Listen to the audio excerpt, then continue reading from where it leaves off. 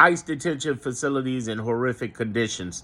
Latino people, and I mean 33 countries, 4 different regions, Mexico, Central America, South America, and Caribbean people who live in America. I want you to understand what is going on, my Latino people.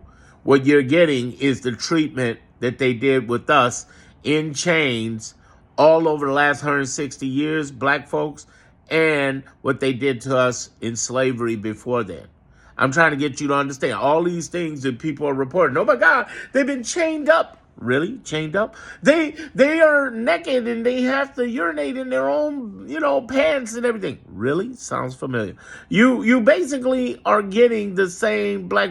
They're grabbing people off the street for no reason. Really? How does that work? You know what I'm saying? What I'm saying to you is I want you to remember this shit.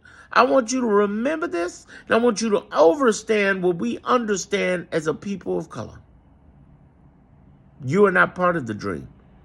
You have a right to the dream, and you can achieve your dream, but you're not part of the dream according to them. You can't be good enough according to them.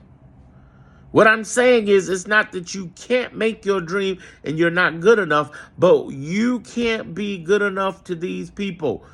Stop trying to climb in their assets to get to their level when in actuality you are being excluded every sense of the time. That doesn't mean you can't have the American dream. That don't mean you can't have it, but you need to fine tune what you look at as the American dream. And again, I know I'm talking to 33 different groups with hundreds of different subsets under that. It's not just Latino. Just like it's not black. The Asians, I realize that. It's not even the Native Americans. There's a whole lot of people and a whole lot of subcultures. I get it. I understand it. But you need to talk within your group and your subculture to your fellow brothers and sisters and say, look at how they treat us. Is Trump really the one? We should have voted Kamala. But we can't go back. We don't have a DeLorean. We can't go back to the future. But understand this.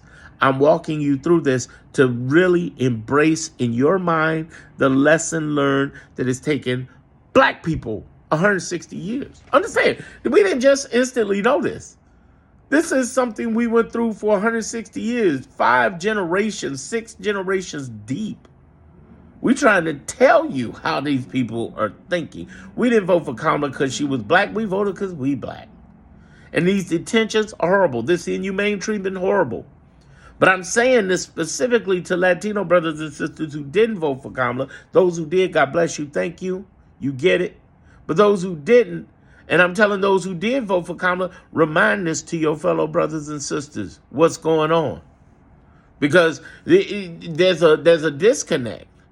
Because, and I love the way one Latino brother and sister, there were some brothers and sisters who've been pointing this out. They said, listen, we got our own white Latino problem.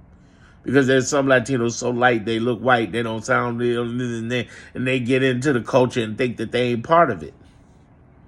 But what I'm saying to you, and I'm trying to get you to grasp onto, is that you need to pull close to the ones that are part of the culture, who are not white, who don't get it.